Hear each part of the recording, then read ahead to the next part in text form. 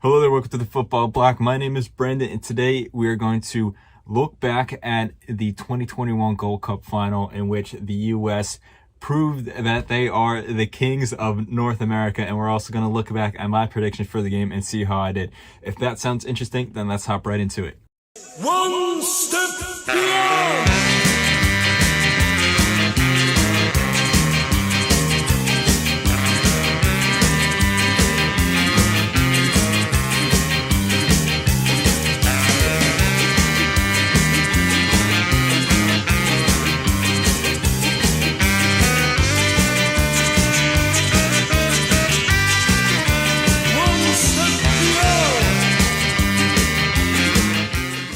So the Gold Cup officially ended and the U.S. won their 7th title in CONCACAF history, overcoming the heated rivals Mexico for the second time in only 2 months, getting revenge for that 2019 loss to the same team as well.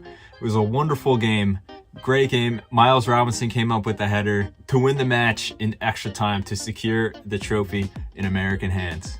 So let's take a look back at the match, and I'm going to try and be as neutral and as unbiased as possible as we look to see how this match panned out. So without further ado, as you can see on my screen right here, we have the match report. And to address the elephant in the room, in my last video, I said that the US would win 1-0 in a very close seesaw of a match with a late winner. And look what happened. The U.S. won 1-0 in a very close seesaw of a match with a late winner as well. Now, it didn't go exactly how I thought it was going to go, but still, I'm pretty proud of this prediction as well.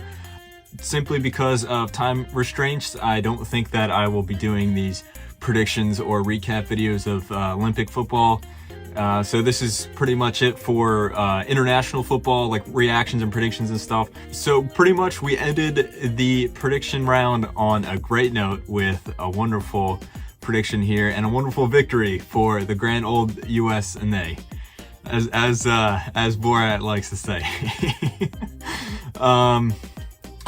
Anyway, the match started off as I said, as I predicted it would be, a seesaw of a match. Now, it wasn't exactly how I thought it was going to be. I said overall that both teams are going to have chances, that neither team is really going to dominate. But I thought that Mexico would come out of the gate the stronger team in the first half, and then the U.S. would grow into it throughout the second half. That didn't really happen. It was more so both teams were kind of just going at it toe-to-toe for the entirety of the match. Neither team dominated at all. It was just chance after chance at one end. Funes Mori early on had a header that was saved by Matt Turner, but then Paul Oriola was one-on-one with Talavera and then hit the post. Funes Mori had another quick attack where he almost scored, and then Matthew Hoppe almost scored with a close header as well. And then into the second half, Orbelin Pineda had 2 chances, which if I was a Mexico fan, I would have been screaming my head off. There was one chance where he cut the ball back and then pulled it wide, and he had another one where it was a clear tap and great claws from Chaco Rodriguez, and then he tried to hit it with the outside of his boot or something, and hit his shin and then deflected wide. Yeah, these 2 chances, as I saw them unfolding, I was like, yeah, that's a goal. And I was seriously surprised that they did not go in. And from a U.S. perspective, we were really let off the hook there. Orbelin Pineda did not have the best of games. He got in good positions, but really messed up in the final third. But in a almost perfect sequence of events, Matthew Hoppe had 2 really close chances as well within the next 10-15 minutes. Both of these chances, however, were saved by last-ditch tackles from Mexico's back line, who, even though they ended up losing the game, were pretty solid throughout the match, and the U.S. as well, of course. But I feel the closest chance of the entire game fell to Paul Arriola, who in the first half missed a very wide open chance. And this one, it's not really to his fault, but the ball was whipped in on a free kick. It kind of bounced off Zardes. Talavera in Mexico's goal missed it, and then out of nowhere Arriola came in and then hit it. But just the way the ball bounced, the way that the proximity it was to the goal. He wasn't really able to direct much finesse to it. He wasn't really able to aim where he's shooting. He just had to rip a shot, and it went right into Talavera, who made a wonderful, wonderful save. And Mexico had a few chances after that. USA had a few chances after that, but neither team could really break the deadlock, and then went to extra time. And then in extra time, it felt that both teams were really fatigued. Like the fatigue really started to set into both squads. They still had a few chances. Most of them were like half chances. And I feel as extra time went on, it felt that the U.S. had the more incentive to win. Not to say that Mexico were out of the game, but it felt that U.S. was just inching closer and closer and closer to the goal. And then that goal finally came in the 117th minute, where Miles Robinson got on the end of a wonderful, wonderful cross from Kellen Acosta off the dead ball. Great dead ball delivery. He headed it in. Talavera had no chance. It was a powerful header straight into the ground. And then from that moment on, the U.S. was able to hold on to that lead.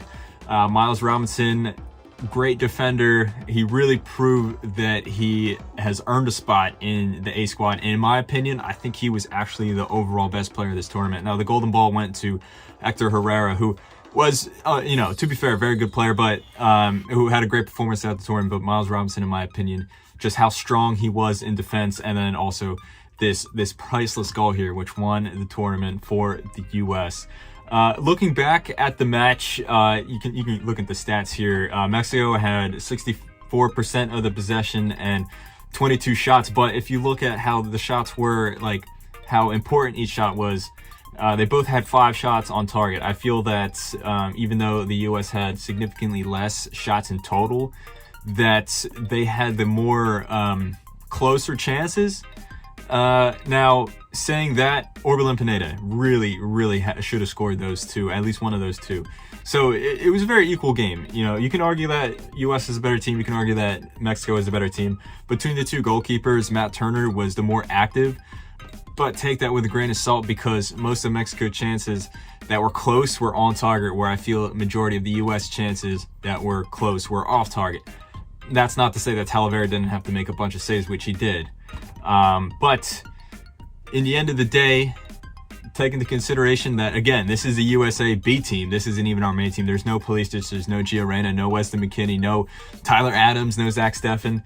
This is, Giassi Zardes, Daryl Dike, Miles Robinson, Sam Vines, guys that are fringe players or bench players, or guys that have never even played at an international tournament for the senior team before, and they overcame Mexico's A team. Now, again, there's a few absentees here and there. Memo Ochoa, Diego Lainez are in the Olympic squad, and Chucky Lozano and Raul Jimenez are injured, but still, beyond those absentees, this is virtually Mexico's A team, and they fell to the U.S. for the second time in 2 months after their Nations League loss. That one was to, the A team, but this one was to a B team, Going into this tournament, I didn't really expect the U.S. to win this at all. I felt that semifinals was, a relatively attainable goal. I didn't think that they were going to go all this way and then make it to the final and beat Mexico, who were playing great up until at least the semifinals. And even though they didn't play that great in the semifinals, they still made it here to the final, conceding only 1 goal. And then, obviously after conceding this goal here to the U.S., they've only conceded 2 goals this entire tournament, which just shows how strong they are. But on the other hand, the U.S., I felt defensively were very, very strong. They only conceded 1 goal throughout the entire tournament, a penalty to Martinique.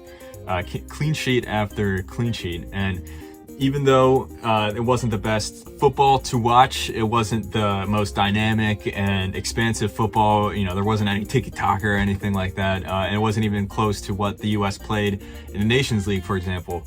But still, the one thing that did carry over, and that I've seen very blatantly in this Greg Berhalter team, no matter who's playing, is that this team mentality, this passion, this desire to win, the team mentality that is so strong, the collective is just so glued together, and it's very, very it's very great to see as an American. And I'm so pleased that this team finally has the sense of unity that we used to have in the past. Look at the World Cup squad in 2002, or even as recently as like 2014. Those teams in the past weren't the most talented. They were such tough teams to play, and that they would grind out results. And then, as our talent started to sprout up, as we had more talented guys, I felt that mean spirit kind of went away. But now I feel that Greg Berhalter has really brought it back. And ultimately, that's what won the U.S. the Gold Cup. We didn't have the most talented players. We didn't have the greatest standout performances from our attacking players. We didn't score as many goals as other teams, but we ended up winning the tournament. We were the best overall team, in my opinion. And yeah, it was a very, very well-deserved win. And as an American, it is really great to see the U.S. soccer is on the upward spiral. Now, of course, we have World Cup qualifying to pay attention to in about a month, which, so it's not over yet. But still, Nations League win over Mexico, Gold Cup win over Mexico with the B squad. Two wonderful, wonderful achievements. And this day will go down as one of the most important days in U.S. soccer. I think it was Alexi Lalas that said that on Fox Soccer, but, I agree with him 100%. As for my prediction, I said that the U.S. would be on the back foot for a majority of the first half and then grow into it, as I said before.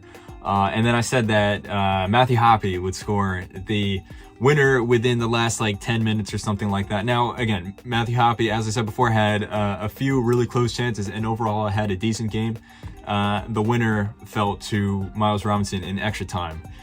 So again, not the most perfect prediction, but still, the fact that I predicted it to be 1-0 and all this other stuff, I count that as a win. So in total, when you consider all my predictions for the Euros, the Copa America, and the Gold Cup, I actually think my Gold Cup predictions were the best, which is ironic because I feel like Gold Cup didn't get as much coverage, and a lot of the teams are just relatively unknown, so I don't know as much about each Gold Cup team compared to the Euros or Copa America. I mean, obviously, I know all about the U.S. and, obviously hear a lot about Mexico, but I don't know much about, these other smaller teams in the U.S. in CONCACAF, whereas, I am pretty well versed in almost all the big teams in, the Euros or Copa America, and yet my predictions in the Gold Cup were the best. So, and that's, it's funny how that works. And I'm pretty proud of myself overall with these predictions, because usually my predictions are pretty terrible. I mean, if you can go back and look at the podcast,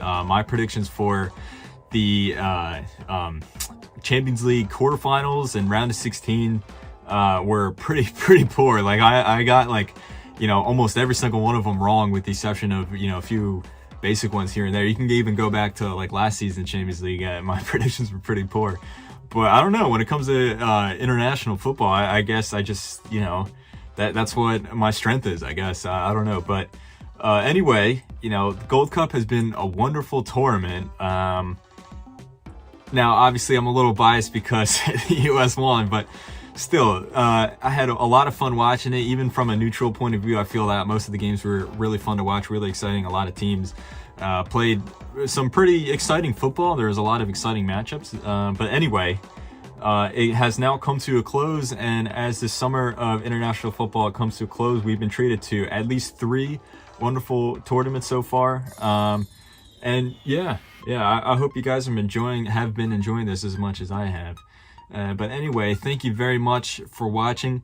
If you had your own predictions or whatever, make sure to let me know how you did in the comments below. If you're American, let me know what you think of this victory. If you're Mexican, let me know what you think of this victory. Do you think that it was deserved? Do you think Mexico should have won? Do you think Mexico are on the downward spiral? And conversely, if you're an American, do you think that do you like this path that the U.S. is on? Do you think that Greg Berhalter has redeemed himself as a U.S. coach? Because he certainly has for me. I especially by the end of the last Gold Cup, where the U.S. lost to Mexico, and then in a friendly shortly after, we got crushed by Mexico again, and I was like, yeah, sack this guy, sack Greg Berhalter. But he really redeemed himself, at least in my opinion.